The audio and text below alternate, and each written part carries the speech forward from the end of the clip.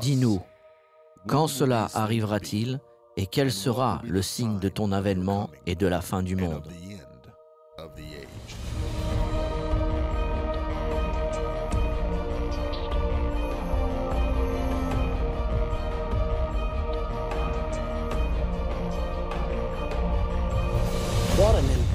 Quel sujet important nous avons aujourd'hui?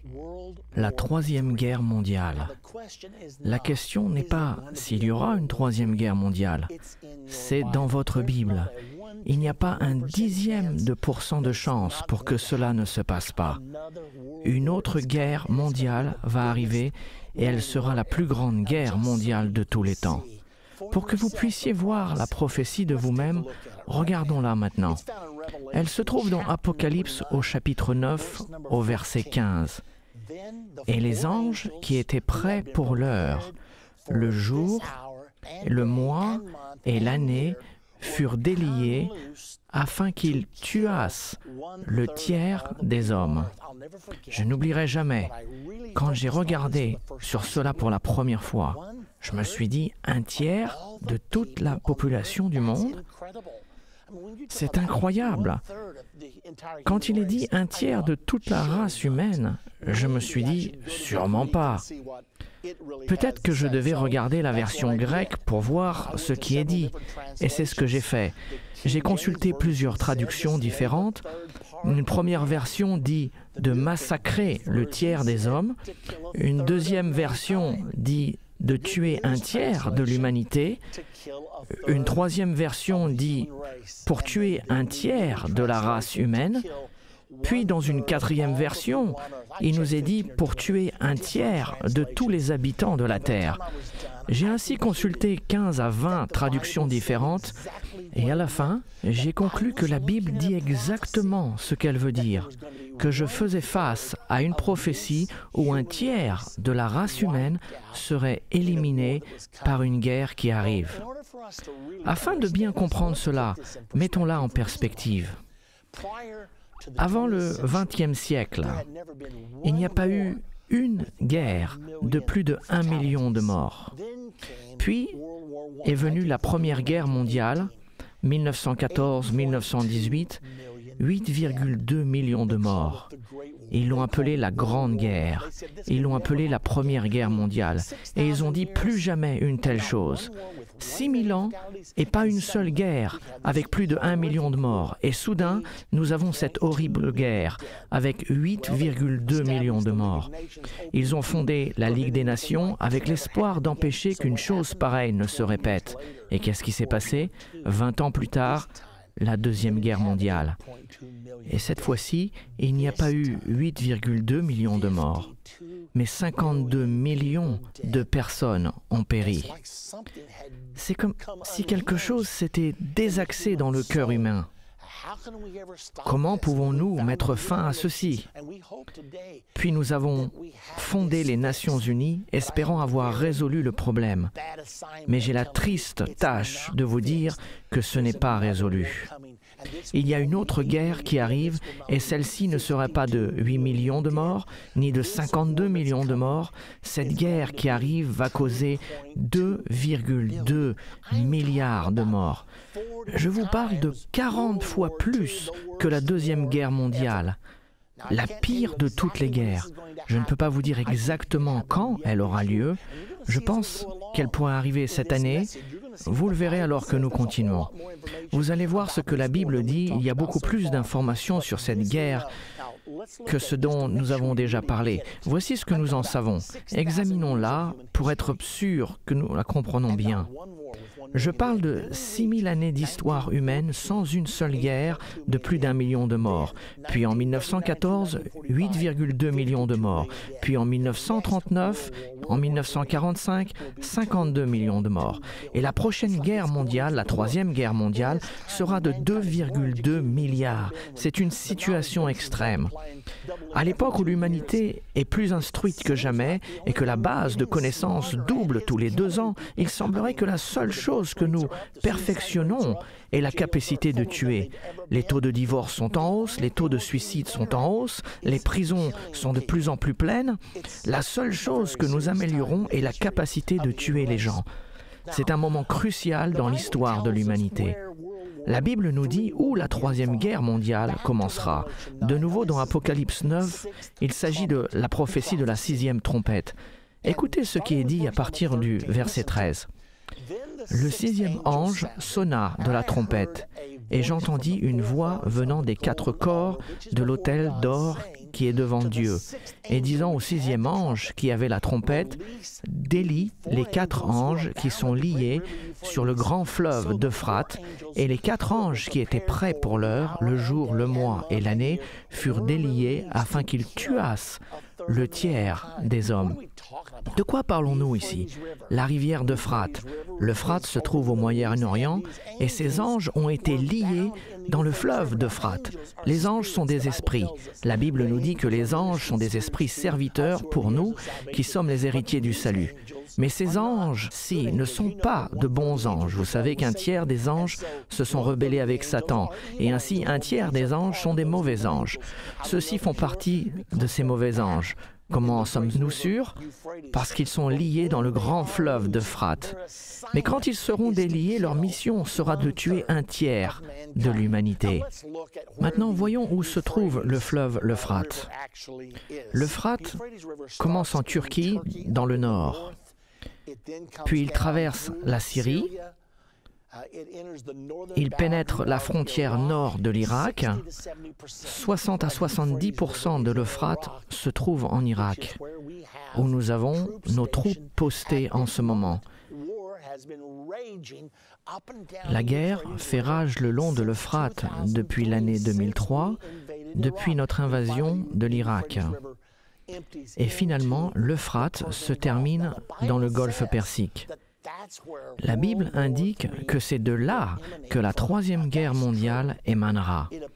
Si cela est vrai, il semblerait qu'elle soit sur le point d'éclater si ce n'est pas déjà fait. Regardons sur cette carte. Vous pouvez la voir sur votre écran. Remarquez que la ligne jaune commence dans le nord, en Turquie. Elle passe par la Syrie, au travers de l'Irak, puis passe à environ 80 km de l'Iran. Nous avons un conflit avec l'Iran qui est en cours. Nous avons la guerre qui continue en Irak.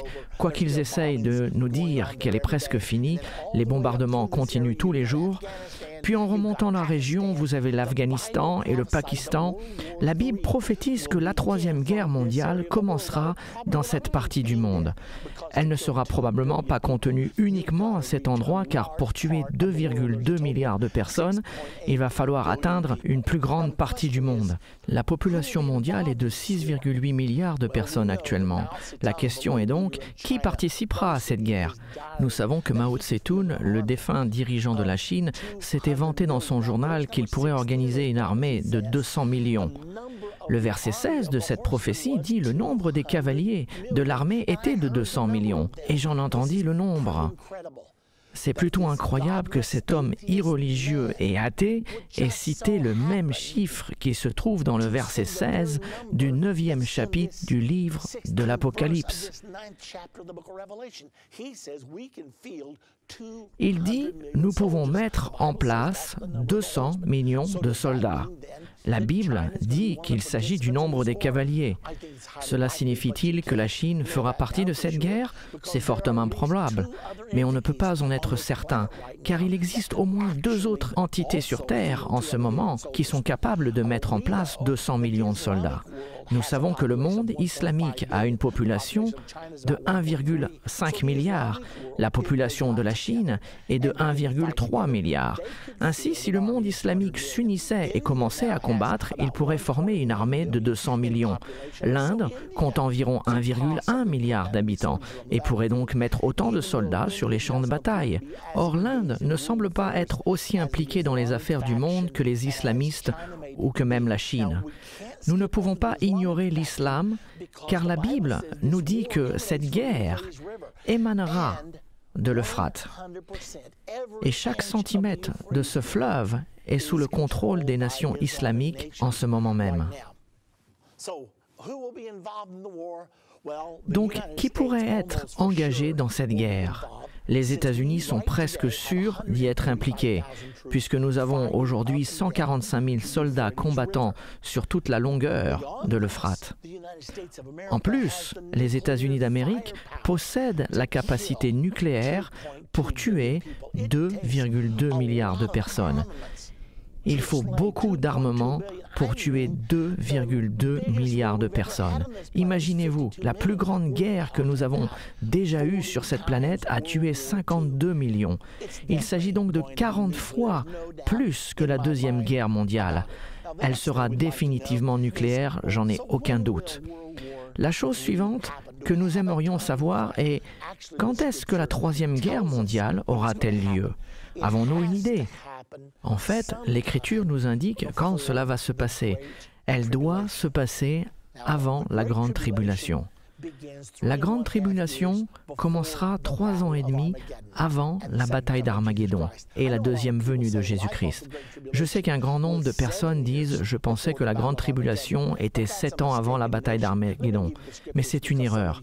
Permettez-moi de vous donner les Écritures car certains d'entre vous peuvent être intéressés, surtout si toute votre vie vous avez cru que la Grande Tribulation durerait 7 ans. Laissez-moi vous donner les Écritures qui nous disent explicitement que la grande tribulation durera 3 ans et demi. Si vous voulez une tribulation de 7 ans, eh bien je pense que vous pouvez l'avoir, mais la Bible enseigne que sa durée est de 3 ans et demi, et ce sera suffisamment long. Daniel 7, 25. La petite corne, l'Antichrist, fait la guerre contre les saints pendant un temps, des temps et la moitié d'un temps. Un temps signifie 1 an, des temps signifie 2 ans et la moitié d'un temps signifie la moitié d'un an. Comment je le sais? Parce qu'une prophétie dit exactement la même chose, seulement elle décrit les temps d'une autre manière. Apocalypse 13 au verset 5 nous parle au sujet de l'Antichrist. Et le pouvoir fut donné à la bête pour agir pendant 42 mois. Et il lui fut donné de faire la guerre aux saints et de les vaincre. Ainsi, dans Daniel 7, 25, il est dit un temps, des temps et la moitié d'un temps. Dans Apocalypse 13, 5, il est dit 42 mois. Dans Apocalypse 12, 6, il est dit que le dragon fait la guerre contre la femme, Israël, pendant 1260 jours. Divisons-les, 1260 jours est égal à 3 ans et demi. Chaque fois que nous voyons une période de temps attribuée à la grande tribulation, cela correspond toujours à 3 ans et demi. Même Jésus a parlé de l'abomination de la désolation. Il a dit, lorsque vous verrez l'abomination de la désolation dont a parlé le prophète Daniel, alors que ceux qui seront en Judée fuient. C'est alors la détresse sera si grande qu'il n'y a point eu de pareil depuis le commencement du monde jusqu'à présent. Jésus a donc dit que la grande tribulation commencerait à l'abomination de la désolation. Daniel 9, 27 nous dit que l'abomination de la désolation arriverait à la moitié de cette période des 7 dernières années. Ainsi, à chaque endroit où nous voyons la durée de la grande tribulation, il est dit 3 ans et demi. Toutefois, il y a une période de 7 ans, mais la première moitié de ces 7 ans ne correspond pas du tout à la tribulation. Il s'agit plutôt de la préparation avant les derniers 3 ans et demi appelés la grande tribulation. Cependant, comment savons-nous que cette guerre doit arriver avant que la grande tribulation commence? Nous le savons car la prophétie de la guerre de la 6e trompette est donnée dans Apocalypse chapitre 9 au verset 13 et 20. Plus loin dans Apocalypse 10, il nous parle du début de la grande tribulation. Regardons-la maintenant. Regardons dans Apocalypse au chapitre 10, versets 1 à 2. Je vis un autre ange puissant qui descendait du ciel, enveloppé d'une nuée. Au-dessus de sa tête était l'arc-en-ciel, et son visage était comme le soleil, et ses pieds comme des colonnes de feu. Il tenait dans sa main un petit livre ouvert. Il posa son pied droit sur la mer et son pied gauche sur la terre. Nous allons voir cela 2 fois dans la Bible, et les 2 fois indiquent qu'il s'agit de l'événement qui marque le début de la grande tribulation. Continuons dans les versets 5 et 6. « Et l'ange que je voyais debout sur la mer et sur la terre leva sa main droite vers le ciel et jura par celui qui vit au siècle des siècles, qui a créé le ciel et les choses qui y sont, la terre et les choses qui y sont, et la mer et les choses qui y sont, qu'il n'y aura plus de temps. » Il nous est donc dit qu'il n'y aura plus de temps. Nous savons que ce n'est pas une traduction exacte, car nous voyons que dans le chapitre 11, il commence à parler d'une autre période de 3 ans et demi. Et plus loin, dans le livre d'Apocalypse, il nous est parlé d'une période de 1000 ans. Ainsi, quand il dit qu'il n'y aurait plus de temps, la version Darby dit qu'il n'y aurait plus de délai, et toutes les traductions sont conformes avec celle-ci. Il est tout simplement dit que nous sommes arrivés à un carrefour, que nous avons atteint un tournant. Après avoir vu cela, vous verrez la chose suivante dans Apocalypse au chapitre 11. Vous verrez une prophétie concernant la mesure du temple, qui nous dit que le temple sera piétiné par les païens durant les 42 mois suivants. Elle nous donne donc un délai. Vous avez cet ange se tenant avec un pied sur la mer et avec un pied dans la terre, déclarant qu'il n'y aurait plus de délai, et aussitôt nous entrons dans les 42 derniers mois. Et le verset 3 d'Apocalypse 11 nous dit que les 2 témoins de Dieu commencent leur ministère pour 1260 jours. Chacun de ces 2 passages dit qu'à partir d'un moment où l'ange se tient avec un pied sur la mer et un pied sur la terre, c'est là où commencent les 3 dernières années et demie, et nous savons que c'est là que commence la grande tribulation. Vous avez donc la guerre de la 6e trompette, la 3e guerre mondiale dans le chapitre 9.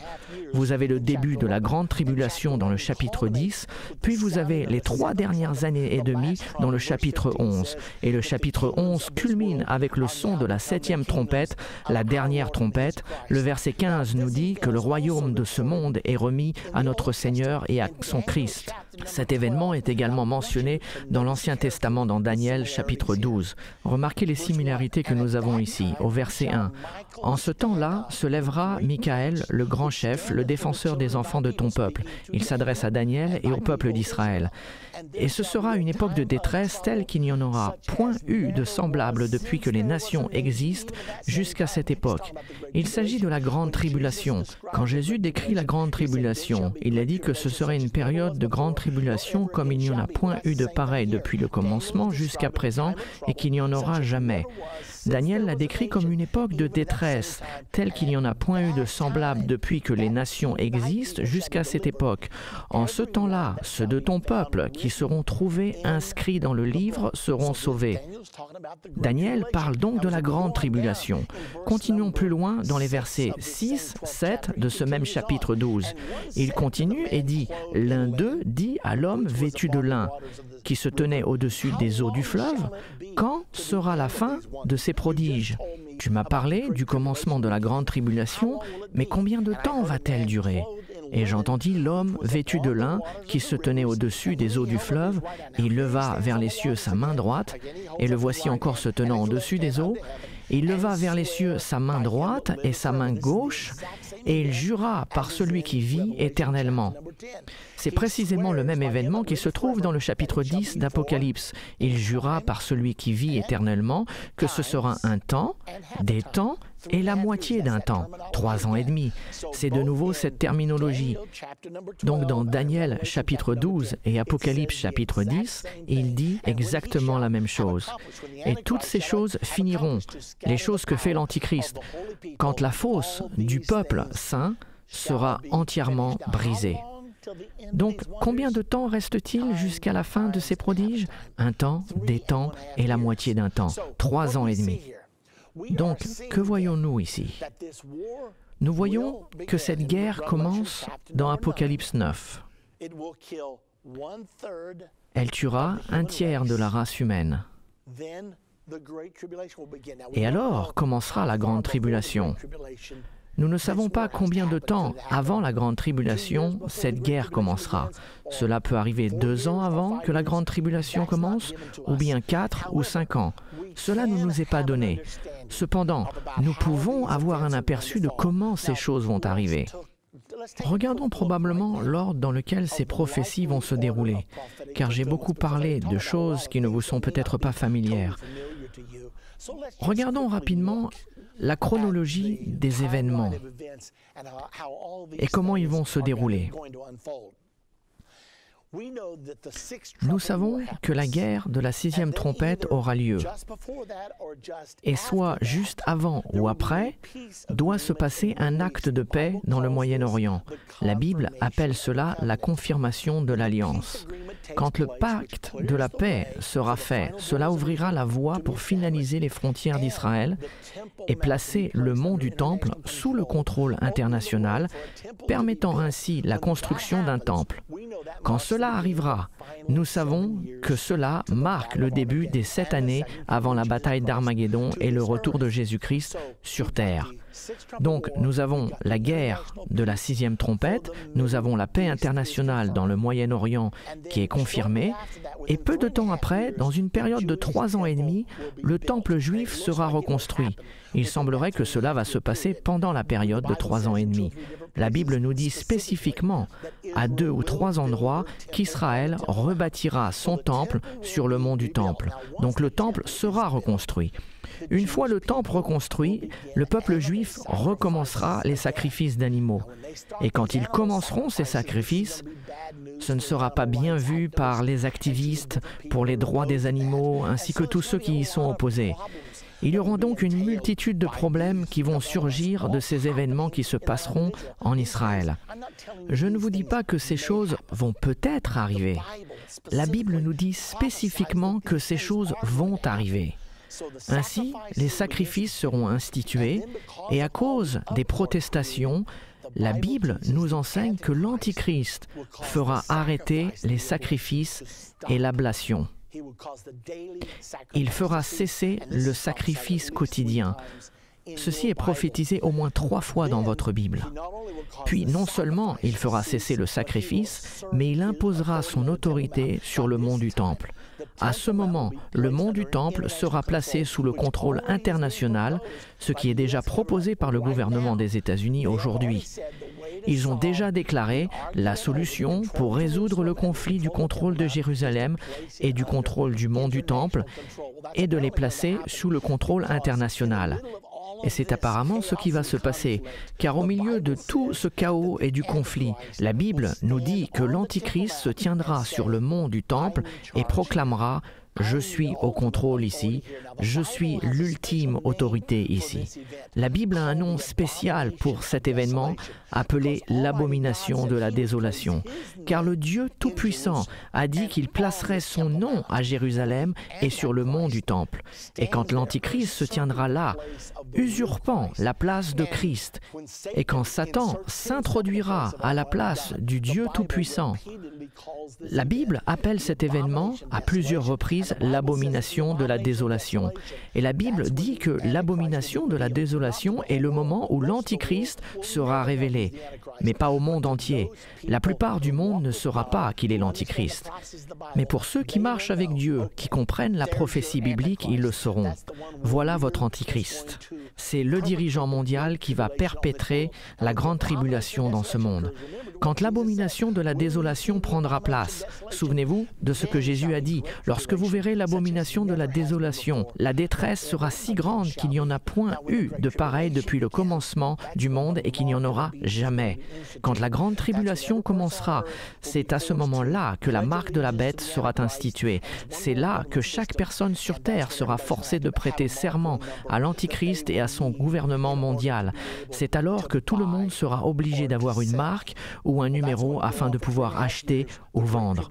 Et cela va durer pendant 3 ans et demi, la période de la grande tribulation du règne de l'Antichrist. Souvenez-vous, Apocalypse 13, 5, le pouvoir fut donné à la bête pour continuer 42 mois et tout culminera finalement à la bataille d'Armageddon. Nous avons fait ici une vue d'ensemble des prophéties et comment elles s'assemblent toutes. Dans notre prochaine partie de la 3e guerre mondiale, nous découvrirons qui participera. Je suis intéressé par cela. Et à quoi ressemblera le monde après qu'un tiers de l'humanité aura été détruit? Quand 2,2 milliards seront morts, on devra les enterrer avec des bulldozers. Et après cela, que se passera-t-il? nous saurons également quelles nations feront partie du gouvernement mondial de l'Antichrist, car la Bible nous le révèle. Et dans la prochaine partie de la Troisième Guerre mondiale, vous le verrez clairement dans votre Bible. Elle nous montrera quelles nations vont participer au système du gouvernement mondial. Ce qui est peut-être même plus important, c'est que nous allons apprendre ce qui va se passer avec les États-Unis d'Amérique et ce qui va se passer avec la nation d'Israël. À quoi ressemblera le règne de l'Antichrist? Sera-t-il si puissant que quiconque lèvera sa main contre lui sera détruit? Comment cela va-t-il vous affecter? Comment cela va-t-il m'affecter? Tout cela nous est révélé dans la deuxième partie de cette incroyable prophétie. Je parle de la Troisième Guerre mondiale. Arrive-t-elle? Absolument. Peut-on l'empêcher? En aucun cas. Elle est prophétisée dans votre Bible. Donc, que devons-nous faire? Nous allons aussi en parler, car il est important pour vous et moi de savoir exactement ce que nous devons faire. Ce sont des informations cruciales pour nous tous. Donc, quoi que vous fassiez, ne manquez pas la prochaine partie de la Troisième Guerre mondiale. Dans cette partie de la Troisième Guerre mondiale, nous allons découvrir à quoi ressemblera le monde lorsqu'un tiers de l'humanité, soit 2,2 milliards de personnes, aura été tué. Nous allons également découvrir ce qui arrivera aux États-Unis et à la nation d'Israël après cette guerre. Nous allons aussi apprendre qui seront les principaux membres du gouvernement de l'Antichrist. Cette leçon sera donc incroyablement importante. Afin de pouvoir continuer plus loin, révisons rapidement ce que nous avons étudié dans la partie précédente au sujet de l'ordre des événements de la fin des temps. Nous allons les survoler rapidement. Nous savons que la guerre de la 6e trompette va arriver à cette période, la paix internationale dans le Moyen-Orient sera confirmée, le temple juif sera reconstruit sur le mont du temple, près du dôme du rocher, le mont du temple sera partagé, les sacrifices de ce nouveau temple juif seront institués, puis les sacrifices seront arrêtés par l'Antichrist. Il se tiendra sur le mont du temple, proclamant « Je suis l'autorité suprême ici ». La Bible nous dit qu'il s'élèvera lui-même au-dessus de tout ce qui est appelé Dieu ou qui est adoré. Et c'est ça qui sera appelé l'abomination de la désolation. La Bible dit également que ce sera la révélation de l'Antichrist. C'est de cette façon que ceux qui comprennent les prophéties seront sûrs que c'est lui. C'est ainsi le début des 3 dernières années et demie appelées la Grande Tribulation. C'est pendant ces 3 dernières années et demie que la marque de la bête sera instituée. Il s'agira d'une marque ou d'un numéro que chacun sera forcé d'accepter. Sinon, ils ne pourront ni acheter ni vendre, ce qui signifie qu'ils ne pourront probablement pas travailler. Il leur sera impossible de participer à l'économie et ils devront prêter serment à ce gouvernement mondial ainsi que son dirigeant, l'Antichrist, afin de pouvoir obtenir la marque ou le numéro. Ce sera donc le système du contrôle absolu.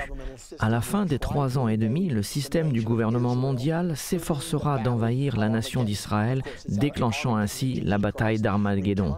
Naturellement, c'est à Armageddon que Jésus reviendra sur terre pour combattre les armées du gouvernement mondial, les anéantir et établir son royaume, un royaume qui ne passera jamais et qui ne sera jamais détruit.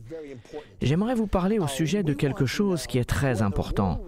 Nous voulons savoir si la Troisième Guerre mondiale aura lieu avant ou après le pacte de paix dans le Moyen-Orient. Nous savons que la Bible nous donne une prophétie avec une date et que cette prophétie sera la confirmation de l'alliance d'Abraham qui dit qu'il y aura un accord pour la paix entre la communauté internationale et Israël, probablement avec la participation des Palestiniens. Et quand ceci sera conclu, le mont du Temple sera sous un accord de partage sous le contrôle international. Et quand cet accord sera conclu, la Bible nous dit qu'il y restera 7 ans avant la bataille d'Armageddon. Donc la grande question est, cette guerre qui va tuer un tiers de l'humanité, la Troisième Guerre mondiale, aurait-elle lieu avant ou après l'accord de paix? Je pense que la guerre arrivera avant, car j'ai du mal à croire que nous allons voir 2,2 milliards de personnes massacrées en même temps que la signature d'un pacte de paix ainsi que la reconstruction du troisième temple en Israël. Pour cette raison, Je me dis que cette guerre éclatera juste avant que toutes ces choses aient lieu. Et à la suite de cette guerre, il y aura un grand cri de détresse. Pouvez-vous imaginer 2,2 milliards de morts, ce qui produira un tel cri pour la paix sur Terre que l'on instaurera la paix dans le Moyen-Orient. Je peux entendre les dirigeants du monde dire « Peu importe ce que vous dites, nous en avons assez de cette aberration, nous allons détruire la Terre entière si jamais cela se reproduit. Il nous faut donc faire la paix. » Quand soudainement, l'Antichrist viendra au pouvoir par le biais des 2,2 milliards de morts, il sera l'homme avec les réponses. Il prendra le pouvoir et la plupart du monde pensera que c'est une bonne chose. Quelle sera la cause de cette guerre? Pourrait-elle être une autre attaque terroriste sur les États-Unis? Peut-être que cela déclenchera la guerre. Nous savons que les rumeurs courent en ce moment qu'Israël pourrait attaquer l'Iran. L'Iran est engagé dans le développement de la technologie nucléaire. Israël sait qu'une seule bombe détruirait leur nation et le président de l'Iran l'a dit à plusieurs reprises qu'Israël serait effacé de la carte. Israël doit penser, devrions-nous attaquer ou pas? Certaines personnes disent que les États-Unis devraient le faire pour Israël. La communauté internationale semble incapable, impuissante de faire quoi que ce soit. Il y a eu une citation publiée dans le Jerusalem Post du 30 août 2008. C'était une déclaration faite par le général en chef du personnel de l'Iran. Il a dit « Si jamais Israël ou les États-Unis attaquaient l'Iran, ce serait le commencement d'une autre guerre mondiale.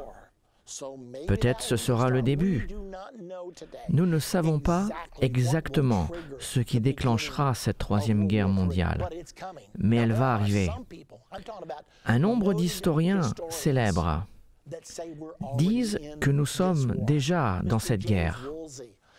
Monsieur James Woolsey, directeur de la CIA sous l'administration du président Clinton, croit que la Troisième Guerre mondiale a commencé le 11 septembre avec l'attaque des Tours Jumelles. Thomas Friedman, le célèbre chroniqueur du New York Times, pense la même chose. Newt Gingrich, ancien président de la Chambre des représentants, a dit que la Troisième Guerre mondiale a commencé le 11 septembre. Et ils ne disent pas au monde ce qui se passe vraiment, parce que cela a déclenché la guerre contre le terrorisme. Quand cela s'arrêtera-t-il? Nous découvrons que plus nous combattons le terrorisme, plus il y a du terrorisme. Le président Bush a déclaré ce pourrait être une guerre de 30 ans. C'est comme s'ils savent ce qu'ils sont en train de faire. Et finalement, le président Bush a dit le 6 mai 2006, la révolte des passagers du vol 93 a été la première contre-attaque de la Troisième Guerre mondiale. Donc même le président George W. Bush a déclaré que la Troisième Guerre mondiale a réellement commencé le 11 septembre. Le conflit qui sera déclenché quand son temps arrivera, il engloutira le monde entier. C'est une certitude. On ne peut pas tuer 2,2 milliards d'êtres humains sans que ce soit une guerre nucléaire. Appuyer sur les boutons nucléaires est le seul moyen de tuer autant de monde. Les missiles nucléaires vont voler. La question suivante est comment la guerre va-t-elle se terminer?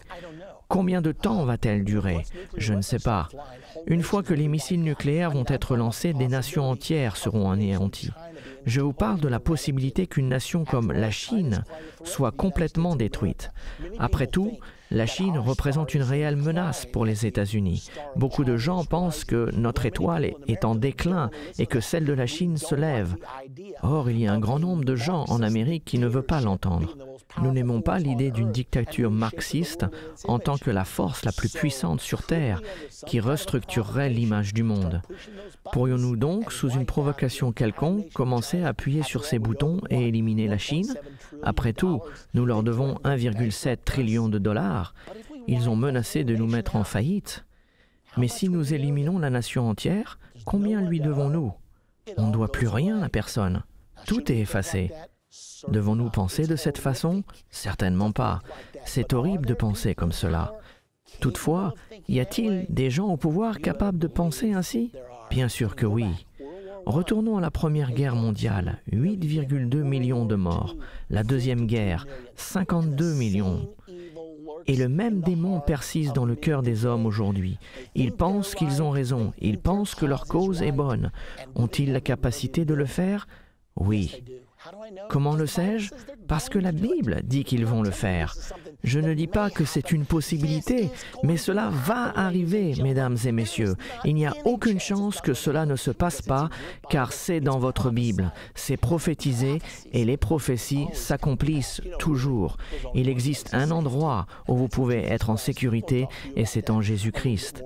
Je vous en parlerai un peu plus tard, mais vous devez néanmoins y penser, car où pouvez-vous vous cacher? Nous ne connaissons pas la réponse, mais il existe un endroit sûr. Donc, à quoi ressemblera le monde dans les jours qui suivront? Nous aurons un tiers de la population du monde qui est mort, anéanti, disparu à jamais, vaporisé par l'extrême chaleur des échanges nucléaires. D'autres mourront d'une mort lente et agonisante due aux radiations nucléaires. Tout sera bouleversé. Personne ne saura où se tourner. Les structures du monde seront secouées et les États-Unis seront pointés du doigt comme responsables de la plupart des morts. À quoi ressemblera donc le monde? Croyez-le ou pas, il existe une prophétie dans la Bible qui nous le dit. C'est dans le chapitre 13 d'Apocalypse. Nous lisons au sujet du gouvernement mondial et ce passage nous parle de 3 ans et demi avant Armageddon, ce qui situe le passage après la guerre. Cette guerre doit être finie avant que la grande tribulation commence. Et la grande tribulation commence 3 ans et demi avant Armageddon. Cette écriture est 3 ans et demi avant Armageddon. Regardons-la. Il s'agit d'Apocalypse au chapitre 13, au verset 1. C'est une prophétie au sujet du gouvernement mondial, de l'Antichrist et sur l'Antichrist lui-même. Et il se tint sur le sable de la mer, puis je vis monter de la mer une bête qui avait 10 cornes et 7 têtes. Et sur ses cornes 10 diadèmes, et sur ses têtes des noms de blasphème. La bête que je vis était semblable à un léopard. Ses pieds étaient comme ceux d'un ours, sa gueule comme une gueule de lion. Le dragon, ça c'est Satan, lui donna sa puissance et son trône et une grande autorité. Et je vis l'une de ses têtes comme blessée à mort, mais sa blessure mortelle fut guérie, et toute la terre était dans l'admiration derrière la bête. Le monde entier va suivre cette bête. Qu'est-ce que cela signifie? Nous avons appris qu'une bête dans la prophétie biblique représente toujours une nation. Plusieurs têtes sur une bête représentent le nombre de fois que cette nation se lèvera et tombera. Souvenez-vous que dans Daniel 7, il y avait 4 bêtes, dont un lion représentant la Grande-Bretagne, un ours représentant la Russie, un aigle représentant les États-Unis, un léopard représentant l'Allemagne, et il y avait une bête à 10 cornes représentant la renaissance du Saint-Empire romain, les pays de l'Europe. On voit 4 bêtes distinctes dans Daniel 7. Quand nous allons de Daniel 7 à Apocalypse 13, ces 4 bêtes sont réunies en une seule bête. Vous pouvez voir une représentation de la bête ici.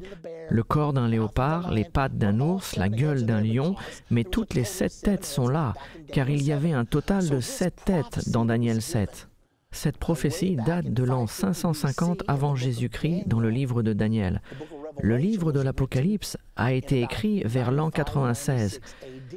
C'est donc 650 années plus tard que nous avons le livre de l'Apocalypse. C'est une longue période de temps qui sépare ces écrits, n'est-ce pas? Et néanmoins, les mêmes symboles sont utilisés, mais ils sont utilisés d'une façon différente. Regardons à ces symboles et à la façon dont ils sont utilisés. Remarquez qu'elle a le corps d'un léopard, qui est l'Allemagne, les pattes d'un ours, la Russie, la gueule d'un lion, la Grande-Bretagne. Donc la Grande-Bretagne, l'Allemagne et la Russie, elles feront partie intégrale de ce système de gouvernement mondial. Puis nous voyons la bête à 10 cornes, la renaissance du Saint-Empire romain. Souvenez-vous des ailes d'aigle dans Daniel 7. Nous ne les voyons plus. Qu'est-ce que cela signifie? Est-ce que ça veut dire que les États-Unis ont été rayés de la carte ou qu'ils se sont mis à l'écart? Qu'est-ce que cela signifie? Les États-Unis ne sont plus là.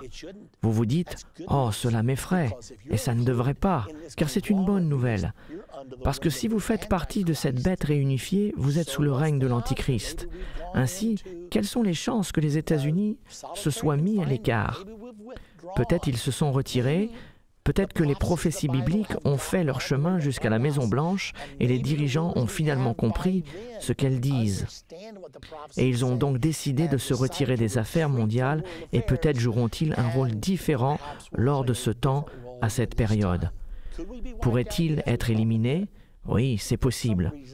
Mais il y a certaines raisons qui nous laissent à croire que ce ne sera pas le cas.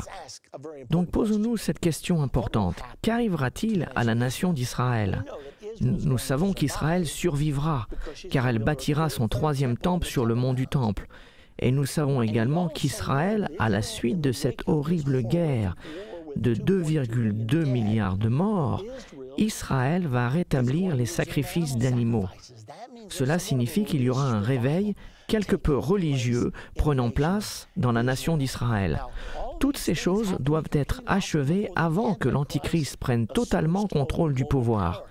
À la suite de cette guerre qu'Israël subira, ils devront rebâtir leur temple. Il devra y avoir la paix sur terre. Israël croit que la clé pour pouvoir avoir la paix sur terre est de rebâtir le temple et que le Messie revienne. Donc ils vont bâtir leur temple. Nous savons que ce sera fait avant les derniers 3 ans et demi, avant que l'Antichrist soit identifié et prenne le pouvoir. Nous savons cela au sujet de la nation d'Israël. L'autre question que nous devrions nous poser est qui fera partie des 2,2 milliards de morts? Serait-ce l'islam? Il y a une forte chance puisque le monde islamique contrôle l'Euphrate et c'est de là que la guerre viendra. De plus, dans le nouvel ordre mondial, il y aura un système politique mondial et un système religieux mondial. L'islam est-il disposé à faire des compromis? L'islam est une religion avec une forte opinion. Seront-ils disposés à se soumettre à un système religieux mondial? Peut-être qu'ils le seront, je ne sais pas. Parce que la fausse religion, et l'islam est une fausse religion, est toujours prête à faire des compromis. Ils n'adhèrent pas à la vérité, ils suivent tout ce qui leur convient et qui est le mieux pour eux. Cependant, d'après mes recherches sur l'islam, j'ai le pressentiment qu'ils n'accepteront jamais de se mélanger totalement. Par conséquent, il est possible que l'islam soit en grande partie éliminé. Nous avons 2,2 milliards de morts. Qu'en est-il de la Chine? La Chine n'est pas dépeinte dans les prophéties bibliques. Le dragon dans Apocalypse 13 fait particulièrement allusion à Satan, qui donne le pouvoir au gouvernement mondial. Qu'en est-il d'Apocalypse 16? En regardant la prophétie d'Armageddon, beaucoup de gens pensent que le fleuve de l'Euphrate s'asséchera et que les rois de l'Est viendront faire la guerre contre Israël et qu'il s'agit peut-être de la Chine. Mais on ne parle pas de la Chine, car ces rois sont nommés spécifiquement dans le chapitre 38 d'Ézéchiel. Ils viendront de l'Est en traversant l'Euphrate et ils y sont nommés. Nous y voyons Melchek, qui est le nom d'origine pour Moscou. En Russie, nous voyons également l'Iran, la Perse, la Libye et l'Éthiopie. Donc c'est une coalition des nations sous la bannière de l'ONU qui descendra contre Israël. Mais on ne mentionne pas la Chine. Quelles sont donc les chances pour que la Chine soit anéantie? Je pense qu'elles sont relativement importantes, car la Chine compte 1,3 milliard de personnes. Même si la Chine est anéantie, il reste 900 millions qui doivent mourir pour qu'un tiers de la population du monde soit détruit. Que se passera-t-il après cette guerre? Nous savons que le centre du pouvoir sera dirigé vers l'Europe, car nous avons vu la bête. Elle a le corps d'un léopard, l'Allemagne, les pattes d'un ours, la Russie, la gueule d'un lion, la Grande-Bretagne. Elle a le royaume à 10 cornes qui est constitué de l'Europe, la renaissance du Saint-Empire romain. Ainsi, le centre du pouvoir mondial va basculer vers les Nations Unies et l'euro. De plus, cet accord de paix sera vite conclu et ainsi le monde pensera enfin la paix. Avec cette horrible catastrophe viendra une ferveur religieuse plus ardente. La Bible enseigne qu'un très puissant dirigeant religieux surgira et il formera une alliance avec l'Antichrist lui-même. La Bible appelle ce dirigeant religieux le faux prophète et il dirigera la plus grande partie de la chrétienté. La Bible est très claire sur la chrétienté apostate. Je parle des chrétiens qui disent « Oh, la doctrine, c'est pas si important, peu importe vraiment en quoi vous croyez ». Il leur sera facile de se joindre au catholicisme romain.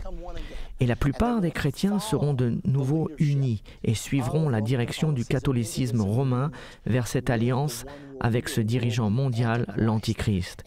Et il y aura une religion universelle et un régime politique mondial fonctionnant ensemble. Et l'islam devra probablement se compromettre pour s'y joindre, sinon elle sera détruite pendant cette guerre. Nous savons aussi que cette guerre, sans aucun doute, va préparer le terrain pour permettre à l'Antichrist de venir au pouvoir. La politique et la religion formeront leur alliance qui est très clairement décrite dans le chapitre 13 d'Apocalypse. L'Église catholique romaine sera la plus puissante religion sur terre et les protestants vont coopérer avec elle. Ils vont tous retourner vers cette religion de commodité et de ferveur religieuse. Ces différences seront décrites comme la cause de la guerre et quiconque ne deviendra pas membre de cette religion universelle sera considéré comme un terroriste religieux ou extrémiste religieux. La Bible dit « ils seront persécutés en son nom ». Donc ceux qui diront « non, vous devez être chrétien afin d'être sauvés » feront partie du groupe persécuté que l'on évite, même si la Bible enseigne cela. Jésus a dit « car si vous ne croyez pas que je suis le Messie, vous mourrez dans vos péchés ». Cependant, la Bible déclare que nous ne devons pas être disposés à faire des compromis et dire « toutes les religions sont bien, les musulmans sont bien, les juifs sont bien, les bouddhistes sont bien ». Si c'est bon pour vous, c'est bon pour moi. C'est ce genre de pensée. Si vous n'êtes pas disposé à accepter cela, vous ferez partie de ce groupe persécuté et une religion universelle sera donc imposée. Ils en parlent déjà. Déjà, si vous essayez d'évangéliser des gens dans certains pays européens aujourd'hui, vous risquez de faire de la prison, car ils disent que l'on ne peut plus tolérer un conflit religieux. Nous devons avoir une croyance universelle et cela va devenir le système de croyance du gouvernement mondial et de la religion universelle du nouvel ordre mondial. Et alors, la marque de la bête sera instaurée, la marque de la bête sera imposée sur l'humanité afin qu'elle obéisse au décret de l'Antichrist. Maintenant, que va-t-il se passer en Amérique? Nous revoyons l'aigle qu'une seule autre fois dans les Écritures. Dans Apocalypse 12 au verset 13, la Bible dit que l'Antichrist va faire la guerre contre la femme, Israël. Elle a 12 étoiles au-dessus de sa tête. Et quand cela va se passer, c'est dans le verset 14, « Et les 2 ailes du grand aigle furent données à la femme, afin qu'elle s'envolât au désert vers son lieu. » Où est le lieu d'Israël? C'est la terre promise. C'est la terre qui a été promise à Abraham, et nous savons qu'Israël restera là en sécurité jusqu'à la bataille d'Armageddon. L'Antichrist envahira Israël, car elle ne sera pas encore soumise à son autorité. Et qui est donc le seul allié d'Israël? L'aigle. Nous avons utilisé notre pouvoir de veto aux Nations Unies pour protéger Israël ces 60 dernières années. Il semblerait que la raison pour laquelle les ailes d'aigle ne sont pas dans le système du gouvernement mondial est que nous nous sommes retirés. Israël ne sera pas envahi par l'Antichrist. Si nous ne sommes pas éliminés, il semblerait que les États-Unis ne vont pas jouer un rôle principal dans ce gouvernement mondial. Vous vous dites, c'est terrible. Non, c'est pas terrible, c'est merveilleux. Nous ne devons pas vouloir faire partie de ce gouvernement mondial. Est-ce possible que l'Amérique fasse partie de l'opposition à l'Antichrist? Beaucoup de gens disent le monde entier suivra l'Antichrist, et dans l'ensemble c'est vrai. Néanmoins, nous avons des écritures dans Daniel chapitre 11 qui disent que certains résisteront à l'Antichrist. Au verset 32, « Il séduira par des flatteries les traîtres de l'Alliance, mais les plus sages parmi eux donneront instruction à la multitude. » Au lieu de ce chaos après l'abomination de la désolation, pendant les 3 dernières années et demie, ceux du peuple qui comprennent seront pleinement en mode d'évangélisation. Daniel 11, 33, il en est qui succomberont dans un temps à l'épée et à la flamme, à la captivité et au pillage. Il y aura des gens qui mourront. Il y a toujours eu des gens qui meurent. 11 des 12 premiers apôtres ont été tués pour le nom de Jésus, car ils ne voulaient pas arrêter de prêcher. Ainsi, puisque l'Amérique n'est pas spécifiquement incluse dans le gouvernement mondial, se pourrait-il que les États-Unis deviennent un lieu pour l'évangélisation du monde? Aussi, dans Daniel 11 au chapitre 40, il dit « Au temps de la fin, le roi du Midi se heurtera contre lui, et le roi du Septentrion fondra sur lui comme une tempête, avec des chars et des cavaliers et avec de nombreux navires. Il s'avancera dans les terres, il se répandra comme un torrent et débordera. Il s'agit probablement de la Cisjordanie de Judée qui sera sous le contrôle des Palestiniens, et plusieurs succomberont, mais Édom, Moab et les principaux des enfants d'Ammon seront délivrés de sa main. Édom est au sud de la Jordanie, les monts du Moab dans la Jordanie centrale et Ammon est à Amman en Jordanie. La Jordanie et Israël ne seront jamais occupés par l'Antichrist, autrement l'Antichrist n'aurait pas à envahir Israël dans la bataille d'Armageddon. L'Amérique pourrait-elle aussi y échapper? Nous ne connaissons pas la réponse. Tout ce que nous savons, c'est qu'au verset 44 du chapitre 11, il est dit « Des nouvelles de l'Orient et du septentrion viendront l'effrayer, et il partira avec une grande fureur pour détruire et exterminer des multitudes. » L'Antichrist rencontrera de l'opposition sur le plan national durant les 3 dernières années et demie. Pour ma part, j'espère qu'il s'agira des États-Unis. Puis il arrivera à la fin sans que personne lui soit en aide. La 3e guerre mondiale, elle va arriver. 1/3 de l'humanité va mourir. Donc où serons-nous en sécurité? Il n'existe qu'un endroit. Le nom de l'Éternel est une tour forte. Les justes s'y réfugient et se trouvent en sécurité. La Bible dit, si un homme ne naît de nouveau, il ne peut voir le royaume de Dieu. Votre seul espoir, mon seul espoir, c'est de savoir où nous nous tenons par rapport à Jésus-Christ, et c'est cela que je veux dire à chacun d'entre vous. Ne jouez pas à la roulette russe avec votre âme. Étudiez la parole de Dieu, inscrivez-vous à des études bibliques, découvrez ce qui se passe, parcourez comprendre la fin de l'ère, étudiez les prophéties, car elles vont se réaliser. 1/3 de ce monde est sur le point de disparaître. Mais peu importe que cela arrive ou pas, si vous êtes prêts, vous avez la vie éternelle d'une manière ou d'une autre.